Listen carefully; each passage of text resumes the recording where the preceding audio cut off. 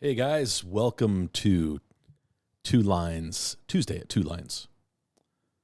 And happy Tuesday. Hope you guys are having a great day. I'm excited about the live stream tonight. Although the live stream, like seascape or landscape, that's what I'm looking for. It's definitely busy. It's really busy, but that's okay. So, who all do we have? Hey, Gene, welcome. Danny Sturgill, welcome. Hey, Steve. Lego Mike, the fingers, howdy. What's up, man? Lego Mike, hope we get to see some of the new layout. That is the plan. As you can see, I've been working on it. John Mark came over on Sunday. We skipped watching the Daytona 500 and worked on Two Line Speedway. So I posted a video where I cleaned the entire table, swept it off. This basement gets a little dusty and dirty, and we found that out when I was cleaning the table. But it's all ready to go. So I started building based on the layout that I had talked about last week, and had some recommendations for some people. Dave, Slot R, hey, Mark. Hey, Robert. Hey, Jim. Hey, Gary. Danny. John. Albright. Thank you. Hey, Shotgun Dave. So, yeah, that's the plan. We'll talk a little bit about the layout. Last night's live stream was about layout building and things that you should consider. I guess really things that I considered when I was laying this out and building this layout.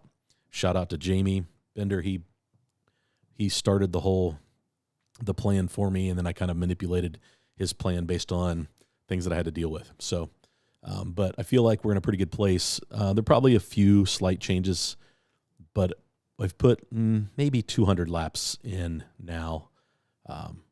We did about 100 laps on Sunday, and Monday night I did some testing last night.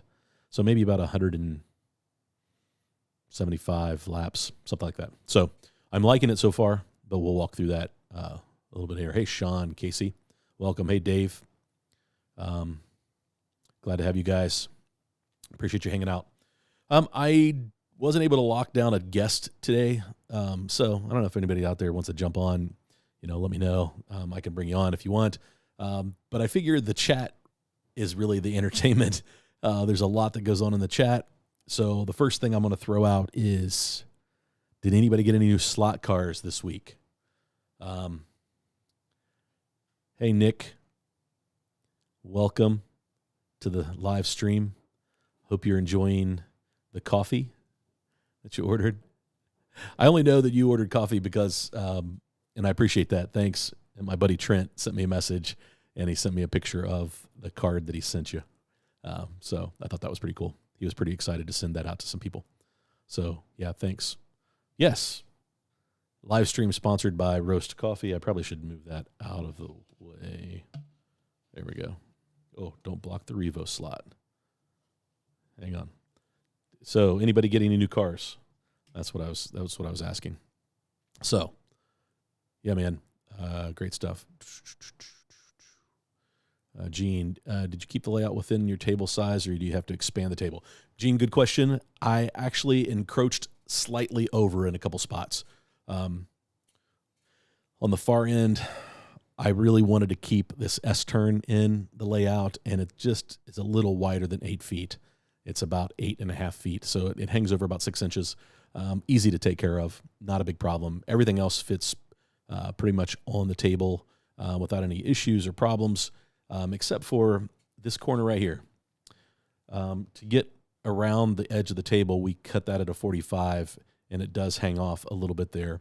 So, but John Albright had a great comment last night about maybe using some Lexan or polycarbonate, thin enough that it can bend around that, and just to form a blocker that you could see through. So I think that's what I'm going to do. So unless I end up changing that corner. Slot R, Dave, he sent me some adjustments that he thought he would make if it was his layout, and they were fantastic. It shortens the lane length by about, I don't know, 5 or 6 feet. And so I was trying to stay in that 100 feet per lane range. Right now, I'm at 101 feet. So it would take me down to about 95, 96 feet if I made the change, which wouldn't be a bad change. It pulls all the R1 turns out, which there's only one. But we can talk about that a little bit. So, yeah. Let's see. What else? Cyberg, thanks. Good to have you. Hey, Robert, got a problem. Who is making silicone tires for Carrera Mustang GTY and the 3.0 CSL? That's a good question. We haven't been able to find a good tire for the Mustang GTY. And for that reason, that car does not perform well on my track. And we have not one, not two, but my dad bought one too. And so we have 3 of them. And his is the orange one, and it looks awesome. I love the look of it, but it just doesn't perform very well. So it'll take some tuning and somebody to make good tires for it. So Robert, that's a good question. I don't know if it's the same tire that the new Expo uses. We know that there are a couple of choices out there, but if anybody knows in the chat, let us know. And then the BMW 3.0, the CSL, I believe there are tire options out there. I do not have that car, but I know that Raul has one.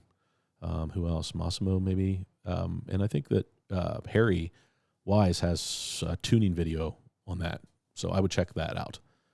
Let's see. What else do we have? Hey, Raul, welcome. Raul got 4 new slot cars. Raul, why am I not surprised?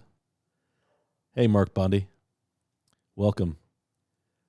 Steve Sweeney, just finished the dishes. A slot car, a car. I'm not sure I understand what that I just finished dishes as well. I fixed dinner and then did clean the kitchen up right before I came downstairs to start the live stream. Mark just bought 2 of the CSX Cudas and chipped them. So, Mark, that's a great comment. How are they performing on your digital track? How difficult was that car to chip? Because I know that there are some guys in this chat that have bought that CUDA. I know if Daryl shows up, he has purchased a handful of those CUDAs. He's a big CUDA fan. So I'm curious to know, was it difficult? Was there plenty of room in there? I would think that there was plenty of room for one of the Slot Technic chips. So, Sean Casey finally found a new Thunderslot McLaren M6, number 4 Bruce McLaren slot car from Spain. Nice. Sean, you will love the Thunderslot. It is a fantastic car. My Elva, which I show just about every week, has been my test car this week. We'll talk a little bit about that as well, because I think I started this conversation a couple of weeks ago in the live chat or in the live stream, and so I kind of did some testing last night. So we can talk about that. Let's see here. Finally found a new. Okay, so Thunderslot, hand pink waving. The coffee is great. Awesome. Good to hear that, Nick. I'm not. Question is how many cars? Yeah, how many new cars did you get, Steve, this week? Yes, I need silicone for Carrera, BMW, and why are they screwing with wheel sizes? That is a good question, Robert. I know like more and more cars have these big 20, 22-inch rims, and they're running these low-profile tires. And so I think that they want these cars to look scale, right? And so a lot of them, you have to go to that large rim, that large wheel with that really short tire. And I think that causes lots of problems for a slot car, since your rear tires are a big portion of how you tune that car and what makes it go. So I think that it has to do with they're trying to keep the cars looking like the originals, which, I would give them credit for that. But maybe the wheel design is not perfect, so maybe there's some work that can be had there. But maybe the the silicone tire companies out there will start making some tires, or we know that Paul Gage makes tires for some of these cars already. Maybe that will be the case where maybe the stock rubber is not great, but there are some great tire options out there. Let's see here. Tom Ross, NSR F1 car this week. Nice. What livery, Tom? The NSR F1s, I do not own one, but every video that I've watched people running them, they are super fast and perform really well. So, and are you going to run it with magnets or without magnets? Nick got an SCX Aston Martin. Yeah, that's a good looking car. Should be a fun car. Let's see. Got a whole bunch of stuff today. Gene, additional track, a new tire truer. Oh, you got the new tire truer. Excellent. We're finding out that thing's sold out. So glad you got your order in time, and you were in the first batch that were able to get them. They say more are coming, so that's great. But for those of you who didn't get your orders in, somebody said that Cloverleaf might still have. Is that right? Cloverleaf? In Michigan, they might still have some in stock. So if you're still looking for one, that might be a good place to go. And you got the tire truer and the pink Audi R8. I have the pink Audi R8. It's in my slot box, and it's one of my fastest Carrera cars. And it had some problems, and thanks to George, it was the pinion that was that had worn a little bit and was spinning on the shaft of the car. So I couldn't figure out why it wasn't running as well as it did before. But once I fixed that, it's a good car.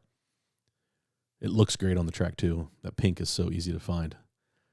Let's see, Lego Mike. I just got more track in today, having problems even getting 3 laps in with any of my 3 cars coming out of the slot, even on speed 1. So Lego Mike, what have you done to tune your 3 cars? And with your new track, if you made a lot of changes and there are a lot of tight turns now, it's going to be different. So, but I would say that maybe you need to do some tuning. Maybe if you're running rubber tires, do some tire treatment to get a little more grip.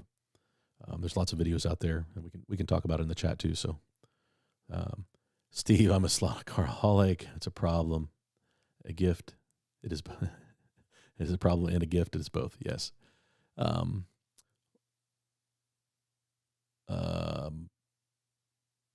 What up, DF? Is that Dusty Ford? Trent Fannin, have you told people that your car secretly runs on espresso? Trent Fannin, welcome, Trent, to the live stream. I'm just now getting to your comment. It looks like you've been here for a while, so I'm skipping ahead. Hey, Lion Face. But yeah, Trent, perfect time to talk about the show sponsor real quick. So let's hit you with the Rost. The Rost logo.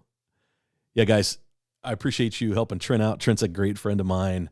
He has a wonderful coffee shop. If you ever make it to Chillicothe, Ohio, call me. I will meet you at the shop, and I will buy you a cup of coffee because it's some of the best around. I really love it, and some of you guys out there have ordered some coffee. He appreciates it. I appreciate it. And don't forget, on your first purchase, if you go to roastcoffee.com, you get 25% off your first purchase of coffee. So, yeah, this is it's such good coffee. I think you will enjoy it. You will not be disappointed, and Trent will take good care of you. So, Trent, thanks for joining in tonight. Hope you and Rock. I ran into Rock on Saturday at the coffee shop, and he came over and gave me the fist bump. Hey, Marty, how's it going? It's so awesome. Love it. So, yep, don't forget, use the coupon code 2 lines, all one word, TWOLINES, and get 25% off your first order. So, thanks for tuning in, Trent. I'll leave the website up for anybody who needs it. Let's see here. So, that's my plug for Trent. Trent, thanks for hanging out tonight. Hopefully it's not too boring for you. You and Rock need to come over and race the new layout. It's a lot of fun. Let's see. What brand track do you run, Robert? So we're asking Robert. Hey, Richard. I think Robert runs, what is it? I think he's a Carrera. Richard. Marty, let's talk about the elephant in the room. I'm afraid this has got out of hand with me, and I was wondering if there's a slight car counseling center. Richard, yeah, I know, man. Every week I'm looking at cars.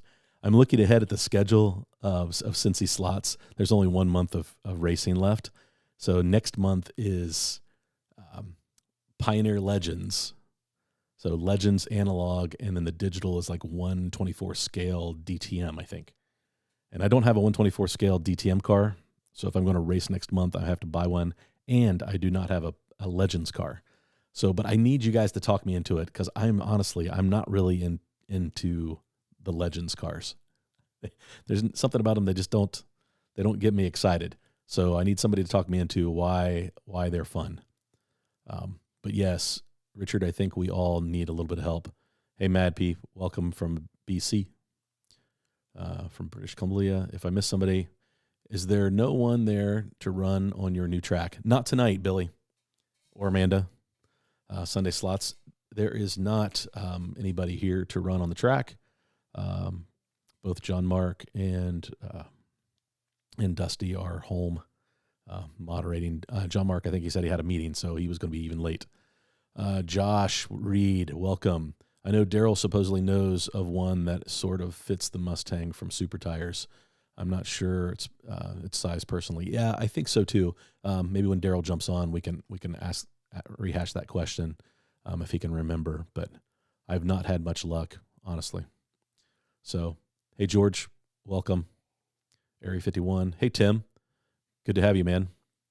Tim's trying to talk me into building a flexi chassis car and chipping it and running it digital on my track. So if anybody else has done that, if anybody's chipped one, maybe chime in. But it looks fun. But I think my scratch build for Harry Wise is going to come first. So let's see here, Josh, or maybe Bruce from Cincy Slot knows which Super Tire. It's probably Bruce. If he jumps on, we can ask him. Robert, you have a dried out latex routed track. Okay. Very good. I couldn't remember what you had. I thought we had talked about it before. Daryl, Josh, it shredded the first time on the track. Yeah, I think that's what Dusty and I found out, that they're so tight, the ones that we thought would fit. And then you would probably have to hit them with the truer, because they did not lay flat. There was no traction. They were high on the outsides, and so you just had these two ridges that you were riding on. Really never found the right tire for it. Yeah. Not even NSR Ultra Soft hook on your track, Robert. Maybe it's time to put a new coat of paint on it. We've got slotted Audi 4-wheel drive. That's cool. I've not played with a 4-wheel drive slot car. Danny, yeah, thanks for welcoming Trent. I appreciate that. Yeah, thanks, Tim. I really appreciate that. Yeah, Josh wants one closer to the Dayton, Cincinnati area, somewhere in between there. Nick, has anyone have good digital chip install for SCX? I have not. I don't own an SCX car. Let me take that back. Hold on.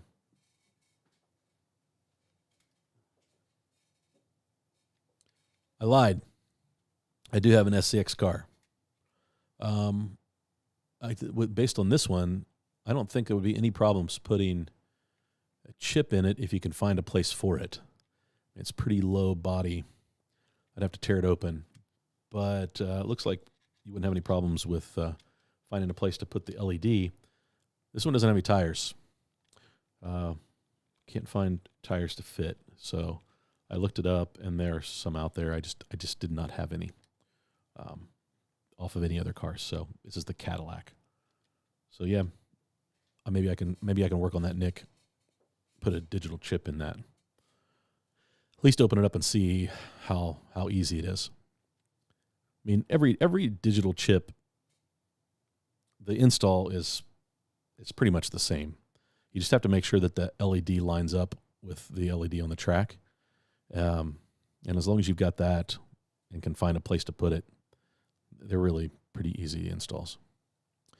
Does Trent make pods? Daryl, I do not think so. If Trent's on, he can answer that. I do not see them for sale at the shop. So, quick slicks part numbers for Mustang and BMW, please. Okay, we will work on that. Yeah, they are a stretch fit. Yeah, Dusty, I agree. They didn't fit great. Nick, nice shout out. Likes the coffee. Steve, did I get my DeFalco yet? I need help with mine. Chris is kicking butt with hers. Probably a better color plastic than mine. You just picked the wrong color, Steve? Is that what it was? No, I have not received my DeFalco. We bought, Dusty bought a slotted, and we all shared it last week at Bruce's, and I struggled with it. I thought I had it tuned up with a couple practice laps, but in the end, I did not do well with the controller. It was really me. It wasn't the controller. Just the controller has a lot of knobs, so there's a lot of adjustment on the slotted controller. But I think if I had a little more time with it, I would probably like it. Let's see here. I bought the 132nd scale black Corvette pace car, but already broke both mirrors and the wing off. Yeah, Lego Mike. I think with the Carrera digital stuff, I'm pulling the mirrors and the wings off just so they don't get broken. Jim Anthony got some parts today. That's great. 2 new scratch builds. Daniel, the new layout. We'll jump over there in a minute. It is good. Yeah, Danny, you need to stop over, get some coffee. You live in Chillicothe. Whatever you do, make sure it doesn't short the rails. Yeah, that was kind of why I threw that out there, John. I agree. You're talking about the flexi chassis, and that's like that. That's my concern. They look like they run so low that that would be a problem. Is shorting out. See, I worry about the Revo slots doing that as well, but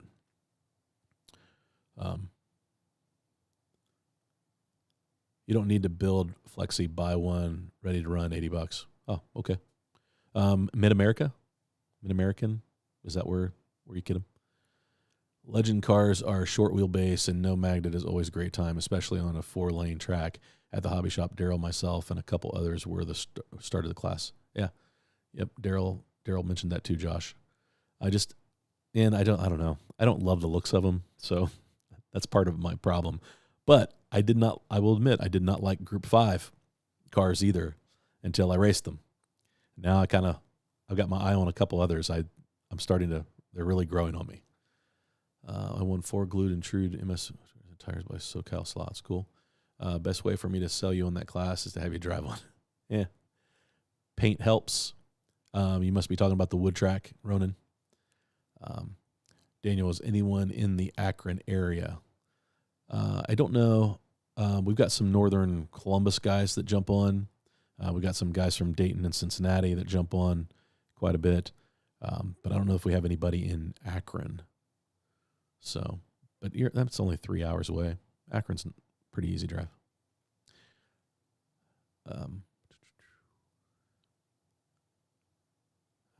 Let's see. What else do we have?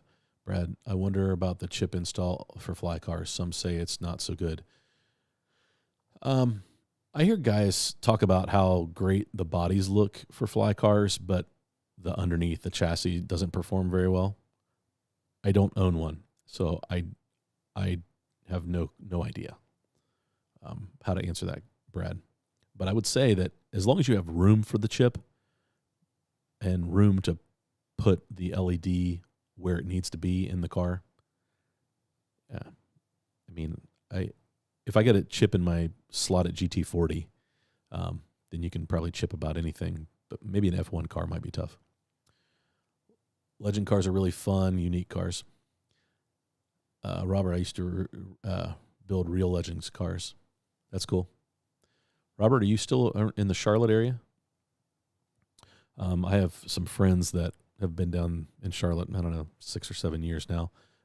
He's a pastor of a church called the Warehouse 242, Mike Laurie. But he's right there in Charlotte. I know there's no chance that you know him, but every time Charlotte comes up, I always makes me think of them. Good family. Steve, trust me on the Legends. Okay. Now I just need to find one. Yeah, John, I was looking at the DD302 because the 302 comes with traction control now. So, yeah, I think what got me with the slotted is it has like the magnetic. It doesn't have a wiper across the circuit board, and so that feel of that kind of threw me for a loop. Even though the digital controllers here, the True Speed controllers, are that way, so I should have been used to it. It just didn't have the right feel to me. The trigger was a little light. There was I just didn't have any feedback. Let's see here. I took a lot of ribbing about playing with the knobs.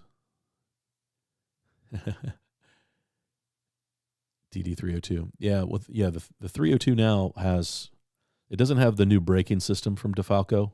You have to go to the 304 to get that, I think. Which is, $266, I think. The problem is there very few places have them in stock. And then straight from DeFalco, Jim, I've talked to him a few times. I was trying to get an order of 3 or more so I can get a discount. So we haven't gotten there yet. Outlet Legends are even more fun with 3D chassis. All right. They sound like a pack of angry wasps when they're racing. That's funny. Hey, Tate. What's up, man? Welcome to the live stream. Yeah, Flexies need to run low to handle. The Revos have plenty of clearance. Yeah, I've not had any problems with my Revo slot. John and I had a conversation earlier today. I love my Revo slot. And it's not the fastest car that I have, but with every lap, it seems to be getting faster and faster. But man, that thing loves to corner. I love it. It's a lot of fun. All right, where are we at? Working on. George is working on one right now. He must be working on a scratch build. Let's see here. Companies really should just have chip hookups. The cars that aren't running hot motors.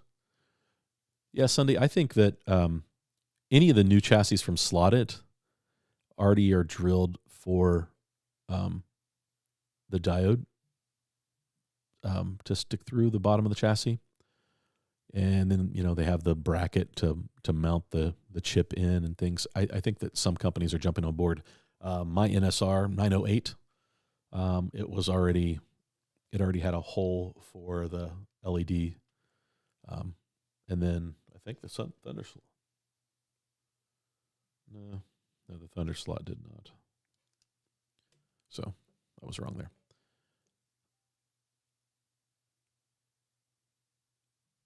Yeah, Daniel, if you ever find yourself in Cincinnati, you need to stop at Cincy Slots.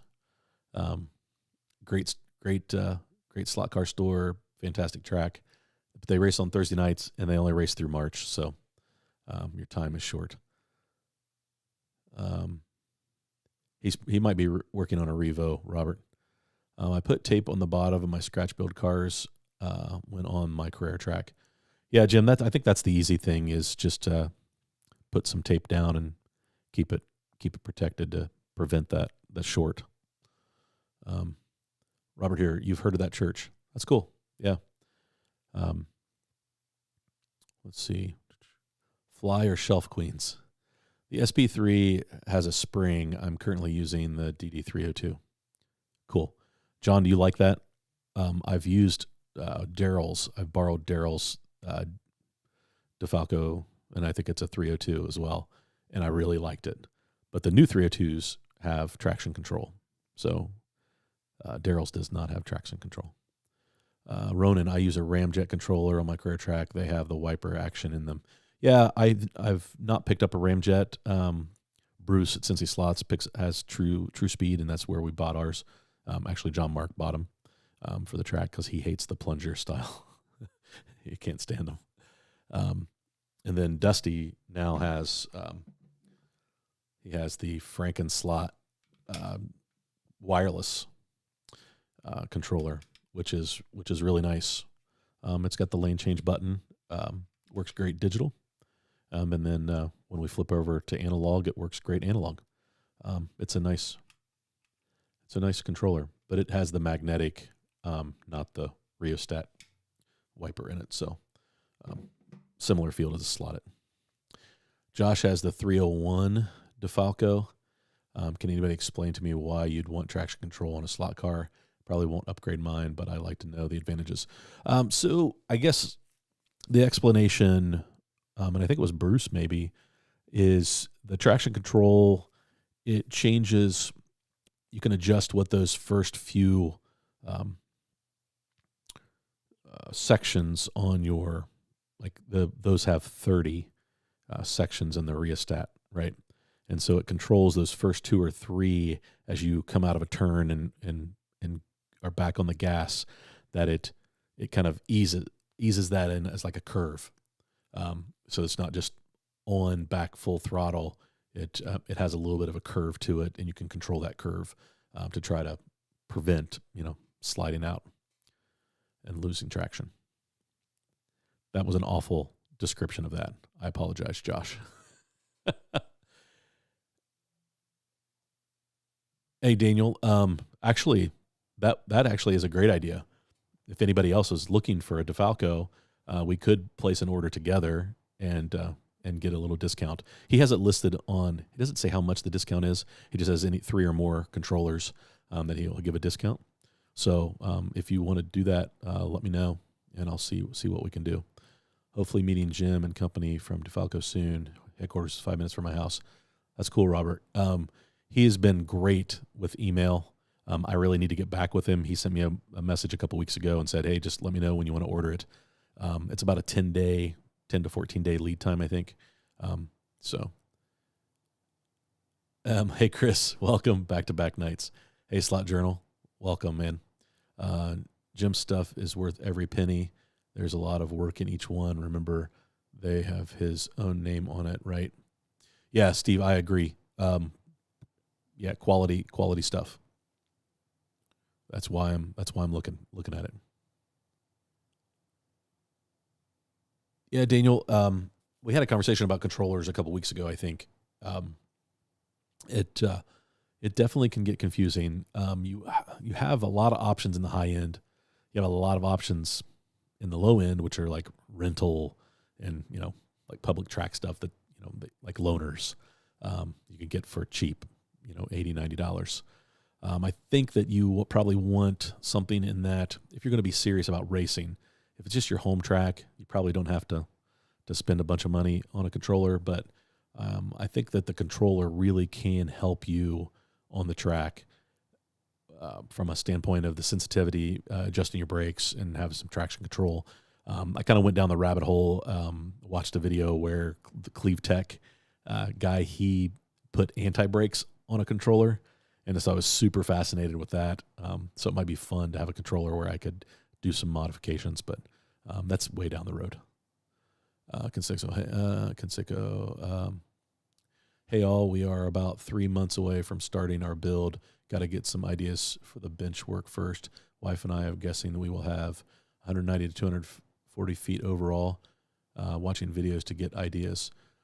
Yeah, there are some nice, if you figure out what your table layout is going to be, like how big that table layout is. If you go to the Smart Race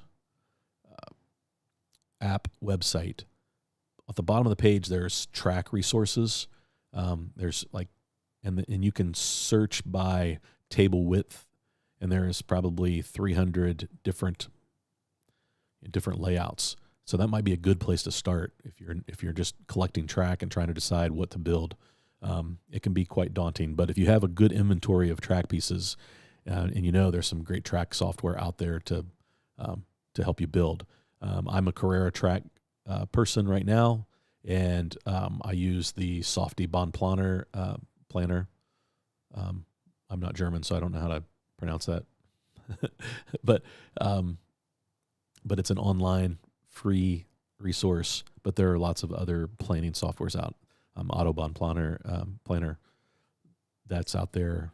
It's a paid, but it's not super expensive, and you can do lots of different types of track. So I've made no bones about wanting to build a 4-lane polycar track. I've talked a lot about it on the live stream. So maybe one day I'll have to change planners so that I can do some plans in polycar track. I would like to test that track out. Looks like I'm not the only one with scratching my head. Maybe you could have Jim DeFalco as a guest. Yeah, I know. I mentioned my live stream, and I think he's so busy making controllers that he probably doesn't have much time. But he did say he checked out a couple of my videos, and so I appreciated his time for that. But maybe I will reach out and say, hey, the community has some questions about your controllers, and maybe he can do a better. I mean, I know he can do a better job explaining what all the controls. Like, I don't really understand the new braking system that's in the higher end controllers. So it'd be good to listen and figure out those. It's odd. I go from the thumb plunger control to a ramjet, and honestly, I don't even notice no difference in driving speed. Brad, I think you get used to it and making the conversion. I do the same thing here. I have wireless that are plungers, and so when I'm just testing by myself, a lot of times I'll grab one of those and use it. But then I do like the trigger style better. Mark likes his DD301, and the 301 comes in at a really good price point. It's like $130, I think, and it's really does a great job. It gives you sensitivity and brake control. John Albright, traction control is basically a choke. It drops the voltage unit. It goes to full throttle, bypass close to full punch. Okay. Travis, welcome to the live stream. Good to have you, man. Hope all is well in Austria, and you're settling in. I saw in one of your videos you said that you are getting ready to move again, so hopefully to a bigger place where you can have a little bigger layout. So, love to catch up with you, man. So, but welcome to the live stream. Let's see. I'm going to make track an R&D center, hopefully. Jim is going to make our track his R&D center, hopefully. Oh, that's cool. Yeah, man. Just talked to him via email, but seems like a really great guy. Hey, Bill Royal, welcome. Let's see. Yeah, Cleve is a scientist. He is very, very smart. Is very, very good at understanding. He was the video that I watched about braking in the motor. So that was one of the things I want to talk about. We had thrown out the question a couple weeks ago. How many of you guys? How do you brake in your motors? Do you worry about it? Does it make that big of a difference?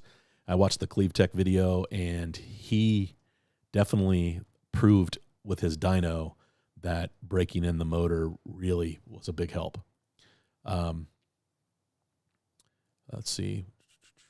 Where do we have about 1,500 square feet room that's unfinished and empty? Nice. So you've got a lot of potential and possibilities. That will be fun to design. Let me know when you are designing, and if you want me to throw some designs out there, I really love to do that. But sometimes you kind of get stuck, and you start like creating the same layout over and over again. That's why I asked my friend Jamie to throw me some designs so that would like make my mind go different places and look at things a different way. So, but back to the motor. So I did some testing. I basically, thanks to Josh, ran the stock Thunderslot motor in the Thunderslot Elva. And on my track, on the new layout, I did some testing last night. On the new layout, let's see, I think I have some of the stats here. I can read them off. So stock, the best 11 laps, I did 2 4-minute races, and I took the best 11 laps, and I averaged 9.68 seconds with the stock Elva. And then I took the motor that I broke in, which is a little better motor. It's the Predator 22.5, so 22,500 RPM, that has the ball bearings. And that's the one I broke in. And I immediately took a second off of my fastest lap, about 5 laps in, 6 laps in, with the same car. I ran an 8.133, and then I backed it up with an 8.6, and then an 8.8, and then I started falling off a little bit, and it was mostly me pushing the car, trying to drive it faster. And so I ended up with a median of 9.285. So 0.4 of a second faster just in that motor. But man, breaking it in, it's super, super smooth. And the power curve is really manageable. But it gets around the track really nice now.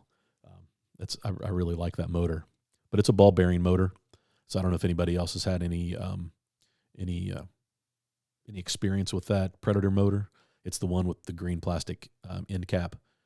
Marty, since your new build, have you had 3 other guys race at one time get on your track? So Gary, no, I've not. John Mark and I raced. We raced some digital, and then we raced. Just did some laps with analog cars, and it went well. I really liked how even the lanes were. And so from an analog standpoint, the lanes are really pretty even. One is slightly faster than the other, but not by much. But we have not run a big digital race, so I'm curious to see how the new pit lane, because you kind of come into the pits here off this little side chute, into the pits onto the other direction, kind of the side chute into the pits here. So I'll get up here and show it here in a second. But yeah, so the motor test. So I'm doing a video of how to break in a motor, and I'm making my own dyno. So hopefully the tachometer comes tomorrow, and then I'll be able to finish that video. So I'm kind of excited about that. Let's see, what else do we have? So I don't know if anybody has any other experience of a big difference in breaking in a motor. If it's only 200 or 300 laps to break in a motor, I mean that's a fun break in, right? To fun way to break in a motor. But if you got a brand new car and you gotta run it the next day, don't have time to get a bunch of laps in, it might be worth spending the time to break in a motor. Phil, hi Marty, what type of fuse do you splice it into your power supply? So I just did one of the spade fuses, and just bought an inline fuse holder, and threw I think it's a 10 amp fuse, since my power supply is a 30 volt by 10 amp. So I didn't want anything over 10 amps. So that's what I've got. And it's just a simple inline fuse holder that I picked up, I think, at Advance Auto down the street. So very easy to solder that in. Let's see who. Josh Reed, traction control allows you to tame the motor while hammering the trigger. Yeah. It's a little bit of a crutch, maybe. But, maybe it allows some of us older guys to stick around a little longer.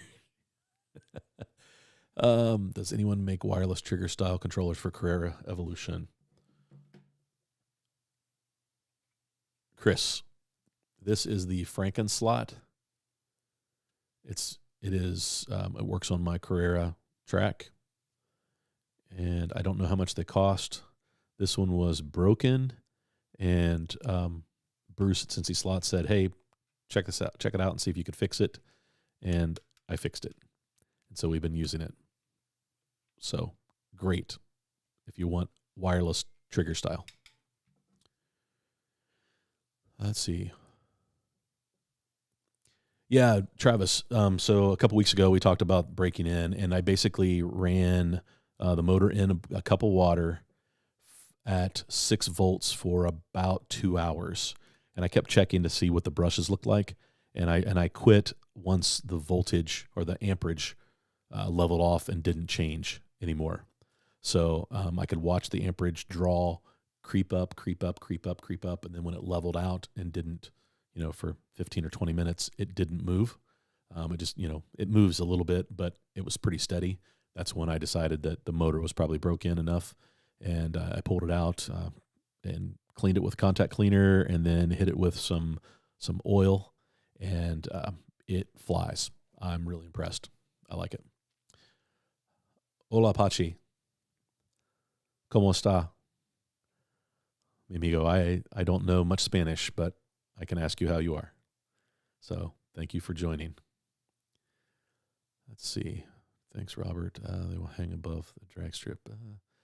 Daniel, I use my right hand on slot cars for throttle and my left hand for throttle for RC as well. And yeah, thanks, Dusty. Wow, 94. Dang. This might be the largest one we've had. That's awesome. With the Thunder slot, how long was the track? What did I miss? What was the question? Yeah, man, that would be great. I'm pretty easy to track down. You can send me a message through Facebook. But yeah, if you want to send that out sometime when you're ready, yeah, that would be great. Let's see here with the Thunder slot. How long was the track? I'm not sure, John, if you were asking me or somebody in the chat. This is 101 feet. Let's see. Slot car mayhem, the same results. I have seen people use WD-40 instead of water. So, Mark, I think the WD-40, it lubes the motor a little better and the brushes, but it does take much longer because the water keeps the brushes cool, but it still puts a lot of resistance in it. And so it wears the brushes a little faster. So I think if in a cup of water, you can probably break in a motor between 2 and 4 hours. That's just a guess. You kind of have to watch it. But guys are talking about, WD-40, they're leaving them in there for 8 to 12 hours. So not that it's wrong. I just think that it's probably a little easier to maintain the motor, getting it cleaned out from WD-40 than water. But I didn't have any issues. I spun it around and hit it with contact cleaner and oiled it, and it was good to go. Let's see. Orlando. Let's see. Daniel, I've tried to drive a slot car. Yeah, John, new motor, clip it in a power supply and let it run for a few hours at 5 volts. Then give it some revs. Yeah. I mean, that's easy enough too, right? Just to hook it up and let it run. Let's see. Danny, how are you creating a dyno? Share some info. Okay. So Danny, I think the easiest way is to take a board that you can clamp the motor in, and then on the shaft of the motor, put maybe like a crown gear or something that would fit on the shaft of the motor, and then use a laser tachometer. You can pick one up for $40 at Harbor Freight, but they're like $18 on Amazon. And put a little piece of reflective tape on one side of that gear that you put on, whether it's a spur gear or a crown gear, or, but something will fit on that you can maybe even use a set screw onto the shaft. Clamp that motor down, hit it with the power supply, hook it up with your adjustable power supply, and run it at a certain be consistent, like 5 volts, and see what the RPMs are. Cleve Tech, in his video, he basically started with a 21,000 RPM motor, And when he tested it, it was running, maybe it was a 22,000 motor. It was running around 21,600 RPM. And then he basically, when he broke it in a cup of water, don't know for sure how long, but when he brought it back out and tested it, after he cleaned it and oiled it, threw it back on the dyno, and it ran around 26,200 RPM, pretty consistent, which was a big change. So, but I have heard people say that after you break them in that way, that sometimes they lose a little bit of their torque, and so maybe they're a little smoother motor, and you've got decent top end, but maybe they kind of lose a little bit of their guts from a torque standpoint. So I don't know. You'd have to play with it. But from the dyno standpoint, that's my plan. So then I'll just mount that dyno on the board and point it at like the right side of the motor, so you can just get a reading off of one side of the gear, and should give you it's all relative, but it at least let you know if the break-in improved. So I'll do a video on it when it's ready to roll. Yeah, the Frankenslot is always out of stock. You kind of got to catch them. Kind of be watching the Professor Motor website seems to have them more frequently. Are the Frankenslot hard to program to the track? Nope. You program them just like any other controller. They use the Carrera wireless dongle. So you just put them on a channel and program it to that channel, and you're good to go. You program it just like a Carrera wireless. Now, it doesn't have sensitivity adjustments by a knob. You have to adjust that using some programming so you have to go read up on their website, and you can set the sensitivity with a series of button pushes and things. I have not researched that yet, but it's pretty good. Or you use the computer. That's the other way. Yeah, John, you do. It's with any motor. If you're wearing out the brushes so that they make full contact with the commuter. Yeah. So they make full contact with that, but that does wear your motor out. But at $7 to $11 a motor, that's not a huge. Tate, we don't know yet, man. Still trying to decide. It's kind of a busy week with between live streams, and tomorrow is Ash Wednesday. And in my other hobby, I play guitar and sing lead in a worship band at my church. And so I've got a service tomorrow night for Ash Wednesday, and Thursday becomes kind of busy because I usually have to take a half day off just to get down to Cincinnati in time. So haven't made the decision. Would love to race one more week of vintage. That's been my favorite class so far. Love it. When you do rebuildables, your radius the brushes with the diamond hung. Yeah. Let's see. So viewers and only 3 likes. That's all right. Maybe people don't like what's going on. Go back and hit the like button. Thanks, guys. I really appreciate it. What time is it? 8:53. Wow. I wanted to talk about the layout a little bit. See you, Tate. Thanks. Yeah, you're right. That's where you lose the torque. So I think it's. I guess there are probably 2 schools of thought. Run the motor like you got it, and then others will break them in just because they want to be get the most out of the motor as quick as possible. But you do shorten the life. So, but you're right, John. And they run the fastest just before they blow. I've experienced that with RC cars. Let's see, silly question, but I want to run my Evolution cars without the converter box or chipping the cars. I can just switch out my start-finish power track. Lego Mike, no, you can't just switch that out. If you take the CU, the digital CU out and put the analog um, in, you have to remove all of your lane changers, um, so you don't fry them. So yeah, you would have to remove your lane changers. It's not just as simple as swapping out the CU for the Evolution track piece.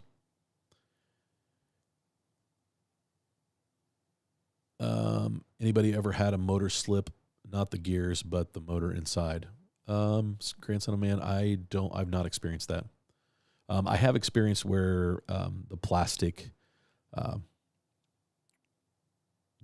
gear on the motor shaft got warm and expanded and spun, and so it wasn't driving the motor. Try breaking in your motor with roast coffee to fingers. Yeah, I break me in with roast coffee. Commutator. Thanks, Danny. I knew I didn't say that right. Appreciate the correction. I'm not Catholic, so I usually don't give up something for Lent. I usually add something for Lent. I did the exact opposite. I'm going to eat candy for Lent. Joking. No. I usually try to do something, but I don't make a big deal out of it. Some people announce to the world what they're doing for Lent. More personal for me. That's right. Depend on Jesus, not man. Let's see. Gary, I saw a video of 16 cars on a Carrera digital track. How's that possible? Hooking up 2 control units somehow? Gary, I don't know about 16 cars on a Carrera digital track. You would have to run a lot of voltage to run that many cars. I would say that they're probably doing something else like the Omni slot box or some other type of wiring system. Now, I know the oxygen system that Slot is part of will do, I don't know, 20 or 25 cars on a digital system because they do that big 24-hour Le Mans over in Europe race. And I've watched some footage from that, and there's like 20 digital cars, 20 cars running on 2-lane track. So it's possible somehow. I just don't know exactly. Yeah, Robert says the slotted oxygen system. Yeah. So, let's see. Probably, yeah, Ronan probably running oxygen. I would agree. I think for a beginner, the focus needs to be more on putting laps in. Just a thought. Yeah, Danny, I think, for beginners, it's just getting laps in. Racing and things, we were a year into slot cars before we went racing someplace. So I don't think you have to be in a big hurry, especially if you're a beginner. Get some laps in, learn how to drive a car. I think the biggest thing, as much as learning to drive a car, is learning how to tune a car. That will make a big difference. Hey, Rise, welcome, mate, from Australia. Let's see. The arm stacks can come loose if a motor gets too hot. Yeah, I think that's probably what he was referring to, John. Good job. So let me talk about the layout. So let me throw you over onto the track cam. It's kind of hard to see the whole track from there. Hold on, let me move that camera a bit.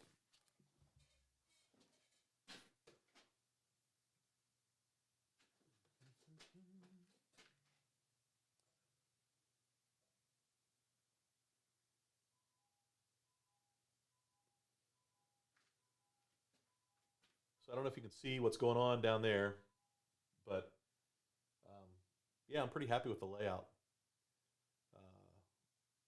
Long front straight into that kind of a hairpin. Kind of double back underneath, long back straight. There's a big S turn down at the other end, and then coming back towards me, those S's, and that is a fun rhythm section. So I really enjoy that. I don't know if that'll stay up there or not.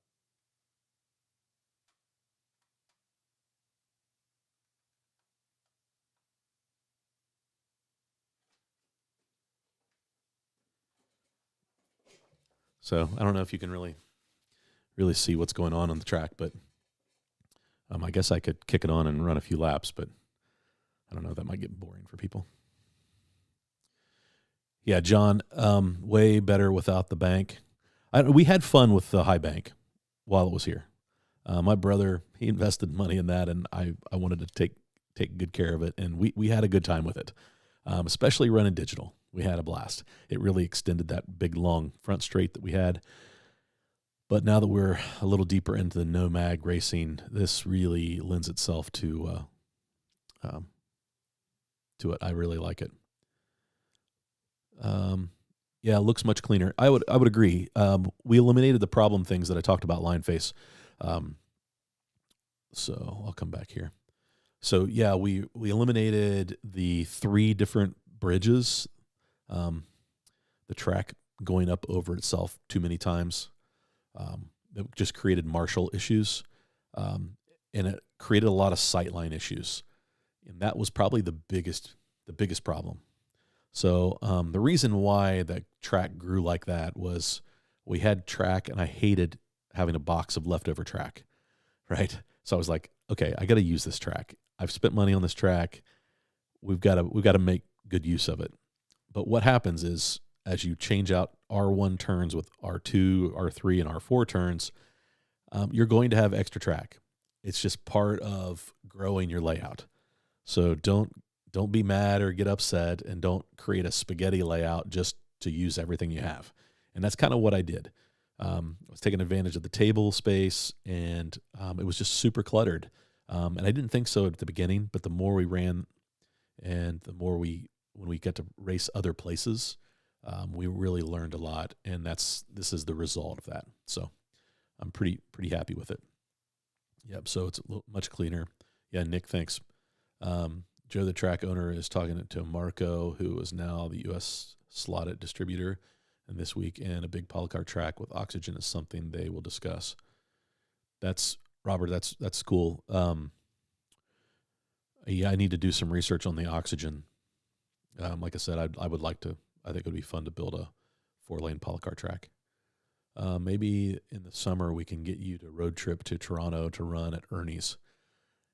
Gary, it's funny you mentioned that. Raul and I had a conversation. That's possible. That might happen this summer.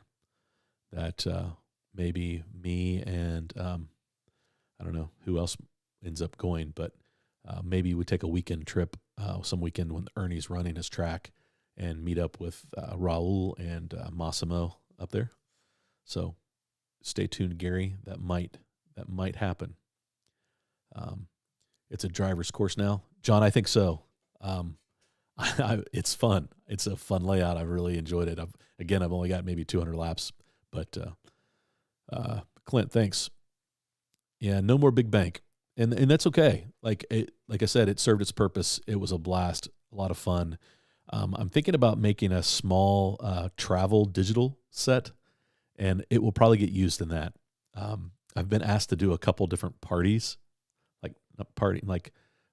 maybe like work team building exercises. And so I'm trying to come up with maybe a smaller layout that I can set up pretty quick someplace, and host some events like that. So the high bank will get used, just not on this layout right now. Steve, yes, way better vision. Yeah, Nick, again, there's nothing wrong with the high banks. They are a lot of fun, especially if you're running mag racing. It's for a digital track, a high bank is a blast. I think it would be better without the bank. It was terrible with non-mag. Yeah, we struggled with it a little bit. Yeah, if you stopped on it, your car would fall out of the slot. Yeah, John Mark, he got a few laps in, probably about 125 or 30 laps. So he probably has more laps on it than I do.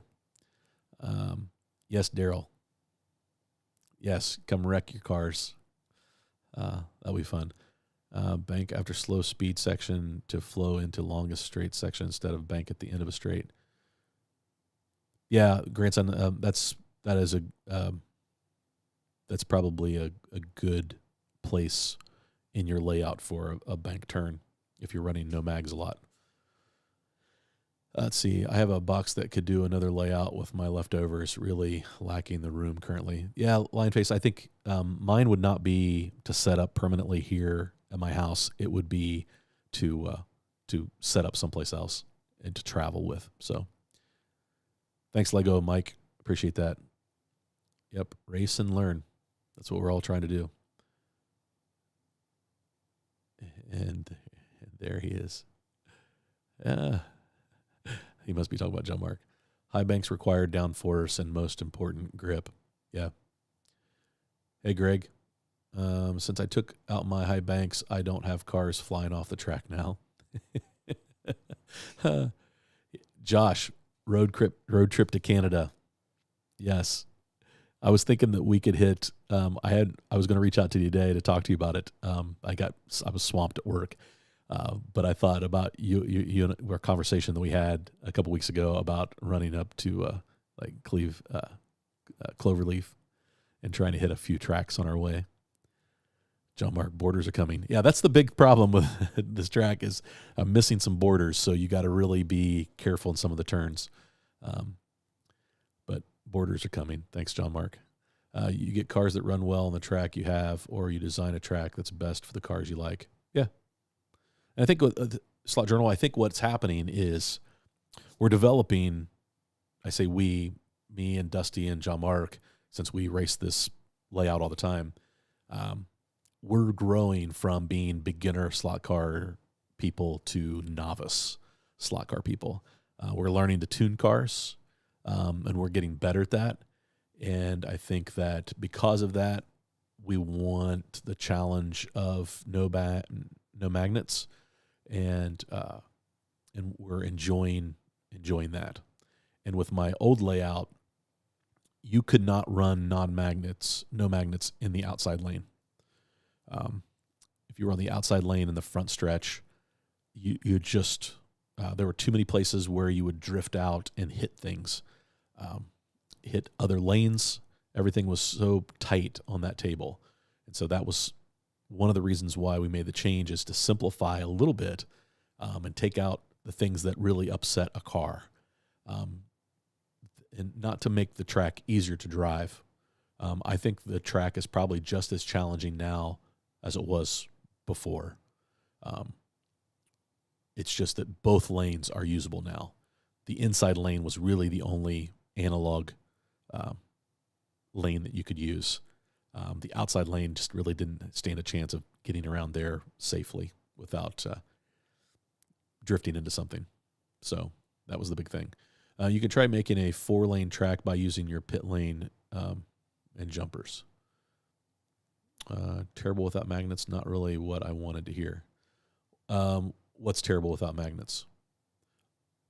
Steve, the high banks?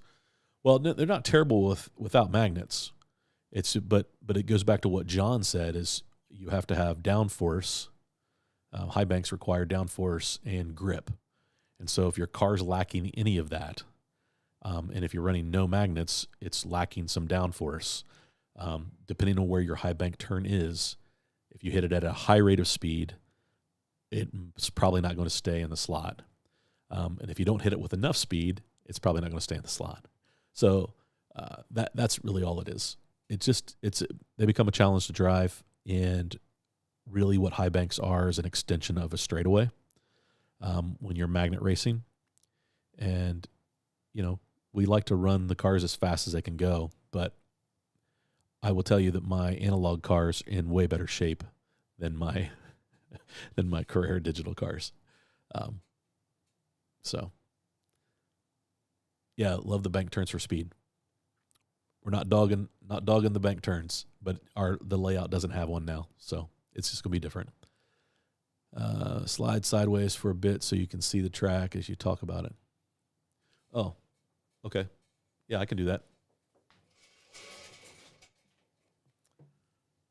So there we go.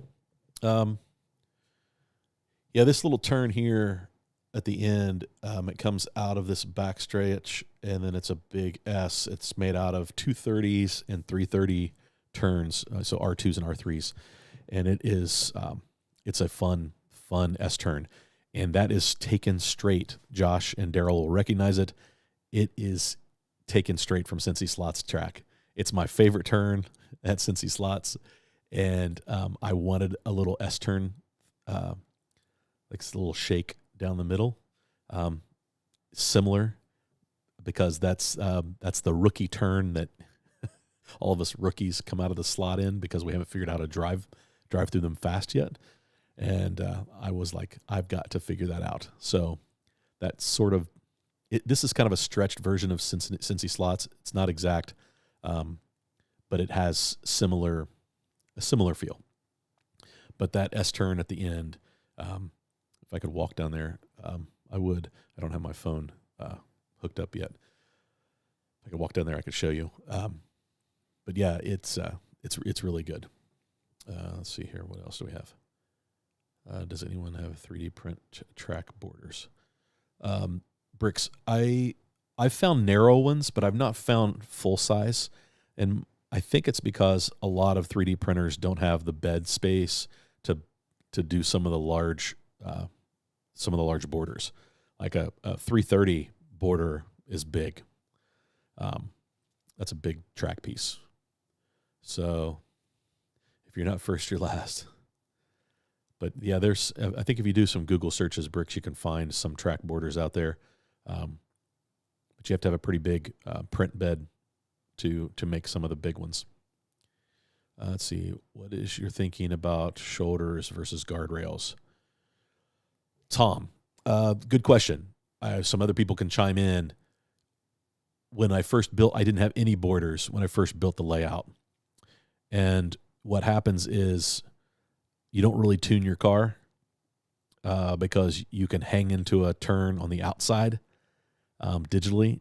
And so you change lanes to be on the outside of every turn so that you can lean on those guardrails that are right there. And that will help keep most cars in the slot pretty quick. And so when I look at my track records early on, they were super, super fast lap times because we were leaning on the guardrails. And then when I started adding borders to some of the turns, that was a big change because then we had to tune the cars better. So we needed more grip, and some of it was we needed more magnet. And so we started adding magnets to the car, really not tuning them properly. It was we had a learning curve. We were learning. We were young. We were just kids. But so we were adding extra magnet to the cars so that we could take the turns as fast as we were used to taking them with the guardrails. And then we realized that was probably not the right thing to do. And then you would have some people that their car would be tuned in a place where they just hold the trigger and it would never come out of the slot, and it was fast all the way around the track, and that was no fun either. So then we moved to now the whole track, except for some of the straights, will have borders, so that it can handle drifting and all of the no mag racing from an analog standpoint. So yeah, that's my thinking on guardrails. So I'm all for borders, shoulders. It's just expensive when you have 100 feet, 110 feet of track. It's a lot of borders. It's a lot of money. You have as much in borders, shoulders than you do the whole track. So haven't done any nog mag racing yet. I got to get some of my gang to go for it. So Nick, here's what happened to us. We showed up to Cincy Slots just to check out a race night. You probably heard the story a million times by now. And Daryl put us in a car and made us race. And at the end of the night, we were kind of hooked because it really forced us to drive the car. And so I think that as you get better, pick a couple cars and start, pulling the magnets out of it, and then you'll really see how good the car is tuned. So I recommend it. It's fun, and it's not for everybody. I think that when we race digital on this track, we will probably still run some magnets. I just think that for digital racing it makes sense, but for analog, I think we're kind of no mag guys right now. So Anthony G, welcome to the live stream, man. You're probably jumping into a big conversation, so welcome. If you have any questions, throw it out there. It's all slot car talk. There's a lot of knowledge in the live chat. So I won't be able to answer all your questions, but there's somebody out here that can. So welcome. 2 NDs is the first loser. My wife calls me Ricky Bobby. Second place is for losers. Good evening, Anthony. Welcome, Anthony. Yeah. I put polycarbonate fence around my total table car saver. Yeah, Nick, I like the idea of that. I think that's what I'm going to do on my corners in some trouble spots that have a chance of a car coming off and going over one of the guardrails and leaving the table. So I think that's what I'm going to end up doing. And I like the fact that it's polycarbonate so you can kind of see through it and it doesn't block the view, right? My track is both borders and tight sections. The tight sections put a premium on throttle control. Yeah. John, you have a nice layout. I really like your track, your footage. Man, you can drive that track. your cars fly around it. It's all right. You're in good company. Yeah, Robert, I agree. I like John's layout too. He's done a nice job. Yeah, those S's are a blast to drive through. Yeah, Josh, when you come over to Chillicothe, I think you'll enjoy. These S's are different than Bruce's S's at Cincy Slots, but I think that you'll enjoy them. They're a lot of fun. Without magnets, you have to carry speed into the bank and power out. That's where your chassis tuning and the tire grip comes into play. Yeah, good comment. I have an S-turn on my new in-store layout, and it's terrible for people side-swiping each other. Yeah, I think that's what we'll find out in this, is if you're racing side-by-side, that you'll get you'll get bumped out of the slot a couple times. How's the sound level?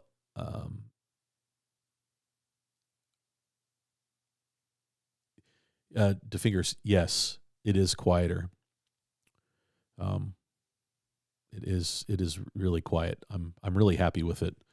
The Carrera cars are still a little loud, but I feel like the sound is better. Let's see. You can go into this car and get pitch wide strips, and they make great borders. I'm not sure I know what that material is. UHMW. But I'll check it out. I've heard people using like a laminate because it'll form well and probably holds up really well. No home set for me now. I'm going to racing good stuff on a Super Blue King. There was a Blue King in Columbus. I think that's what it was, Ohio, up until a few months ago, and it was for sale on Facebook Marketplace. Let's see, Robert Hill, foam tires. Speaking of no magnets, I tried running without magnets for the first time. Wow, it was an eye-opener. Yeah, Gene, I would say you have to understand that you're not going to get to run your layout like you do with magnets. And so just automatically kind of get that out of your head that you're going to be running the same lap times. But I will say that the better I get at driving, the closer that gap gets between magnet and non-magnet. I ran an 8.1 with this no mag, 8.1, and the track record is 7.8 right now, or 7.6. I mean, we are talking a half a second or a little less off of my magnet track record. So I'm concerned that as I am on the final stages of our track, that I have 2 4-lane, 230 high banks. They were great in the trial setup, but we ran magnets, and we have graduated to non-magnets. Yeah, Steve, I think that you can make bank turns work. So don't fret about that. It's just you gotta figure out how to drive them. So the border can be printed in multiple pieces and glued together to create one big board. Yeah, Danny, that's a That's a great comment. That's what I'm seeing. Like the plans for 3D printed borders out there. I'm seeing like some of them are like half borders, right? And you make two and put them together to create the full size Carrera border. And then there's a set of like narrow borders, and I don't think I want to go that route. So, a narrower border, like you're still going to have problems with a car drifting and the tire leaving the surface and causing it to come out of the slot. So, have you raced your 917 around the track yet? Yes, Gary, the 917 is actually the track record holder right now. So not all of my cars have been on this track, this layout yet. So, but the Carrera 917 is the track record holder at the moment for magnets. So the beauty of Smart Race is you can filter your track records. And so I can filter and say no magnets, analog, and it'll give me my no mag analog cars track records. And those, it's kind of fun to look. And then you can say, I want to see all my magnet cars and what their best lap times are. So, yeah, the 917 gets around the track really well. Bricks, no mags feel more like driving an actual car. Yeah, I feel like that's one of the things about the DeFalco controller is I feel like I was starting to feel the car in the trigger, if that makes sense. So let's see. William, I purchased a digital set and want to add. My question is, what type of Carrera track will work? So William, Carrera track is Carrera track. Now there's some older Carrera track that has different clips, but it still will fit. So you can get some old Carrera track and it'll still work with the new Carrera track. I would recommend going with the new Carrera track because I think the clips are better quality to clip the track together. But you can get Evolution track. That's just analog. The Carrera digital track are all the digital pieces are the lane changers and the pit lane and things like that. So all that work together. Yeah, Grandson of Man, I think you're onto something good there. A little scale catch fence for your high-speed turns. I looked at, there were some 3D printed catch fences that I really liked. I forget whose channel that was on, but if I was going to keep the high bank, I was eventually going to make those. Let's see. I know that most people here prefer no mag, but giving up the bank turns is a big sacrifice. Too big for me. I switched back to magnets. Yeah, I mean, Billy, there's no wrong answer. There's no wrong answer. Magnets, no magnets. We don't. This channel's not gonna. I run both. I love both. How many feet of track do you have, Marty? I missed that earlier. Yeah, it's 101 feet right now.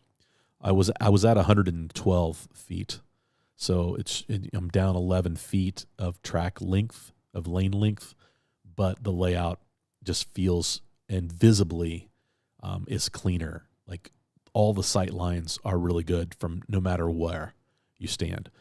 There were blind turns all over the place in the previous layout. So, yeah, lots of people run both magnet and no magnets. So no crime in that. I'm moving. Let's see. Yeah, John, I had a question about that. I was going to ask that. How many guys have a magnet marshal, and how many of you, put your cars on a magnet marshal to test the downforce? I know in Dayton they have a class that's like 250, and so you can have up to 250 grams of downforce. So that's part of the class. So you can run them. You can run magnets, or you can run a motor that has a high magnet. Let's see. I have carpal tunnel complicated. Sometimes mag racing is easier on the finger action. Yeah, I could see that. I suffer from the same thing. The long digital races at Cincy Slots, they run 14-minute races, and it's like about 8-minute mark, 9-minute mark, my fingers are numb. Yep, Chris will run mags too. Billy, I will continue to run mags on this layout. So, yeah, next Tuesday, can we watch you do some runs around your track? Gary, actually, it's 9:25. I've got a few minutes left. I usually try to end this thing hour and 15, hour and 30, but I don't know if I can talk to you from here. But I'll throw it over to the other camera, and well, this camera will pick it up too, and run a few laps. So, all right, I'll do that now. I'll run the Revo slot. How's that?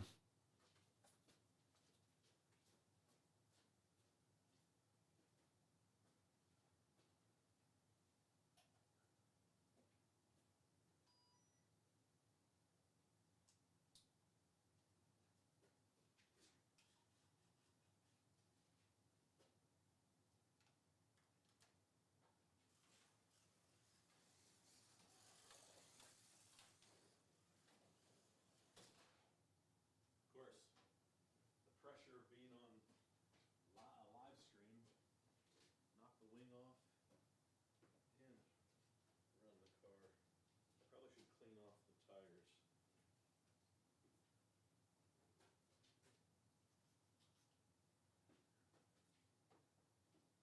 They're pretty dirty.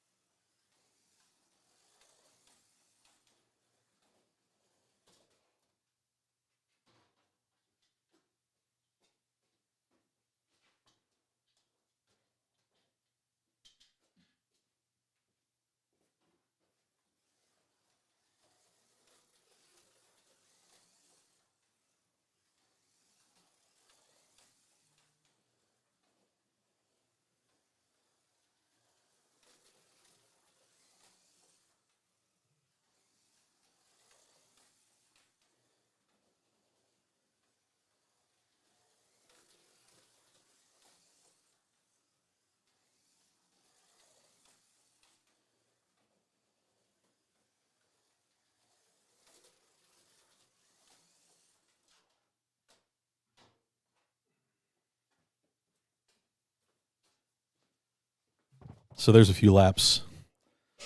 So I don't know how well you could see that on camera, but I don't know if it was focused in or not. But yeah, so get a few laps in. I'm really liking it. It's quick. Hey, somebody yelling at me.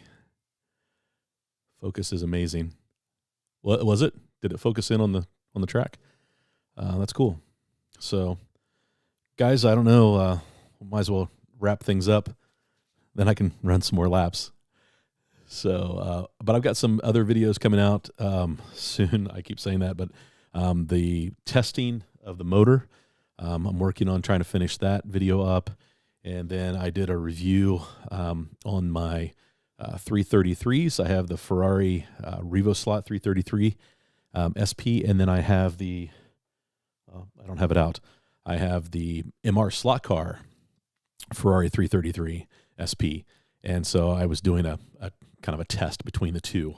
And they are very, very close. Not spoiler alert, but the MR slot car beats out the Revo slot by just a hair. But it's a fun video. I really am enjoying working on that.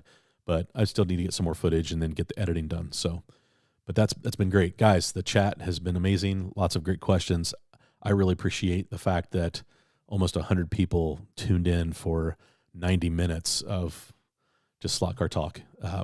It's a really exciting time in the hobby. It's a really exciting time for my channel because I feel like I've got 100 channel partners. Not just Roast Coffee and Trent jumping in and saying hi tonight, which was great, but Bruce at Cincy Slots has done a great job just helping us out with a few things and just giving us pointers, and so that's been good. The people at Super Tires, Pamela, giving us some love. But then I don't know. I've got a package coming tomorrow. I got a UPS delivery. I have no idea who it's from. But the initials have me really kind of freaking out. So maybe I'll have an announcement tomorrow after I pick up the package from UPS. I don't know what it is. I'm speculating. I think that I possibly know what it could be. And if it is, my mind is going to be blown. But I'm not going to get my hopes up. So it'll be something. If it's for the channel, who knows? It could be HelloFresh. For all I know, my wife ordered food. But yeah, this is a package that I did not know was coming, and the title of the company that's sending it to me is very intriguing. So I will keep I'll keep you informed if it's something cool that comes in. So outside of that, John Mark's got some borders coming. We'll finish off the borders, and then maybe we'll do some track actual footage of a little, set up the camera around and get some good footage from the track, and I'll put out a video just to walk through the layout. So that's another video this week I'm trying to get edited. So guys, thanks. I appreciate it. Thanks for hanging out tonight. Hit me up on any of the channels if you have questions. Don't be afraid to send me a message. I try to respond to everything, mainly because I love to talk about slot cars. I'm passionate about this hobby. I'm all in, both feet, and it's fun hanging out with you guys every week. Thank you so much, guys, and go have some fun racing. Get out on your slot car tracks at home. Get out to your local track and do some racing this weekend. Go have a lot of fun.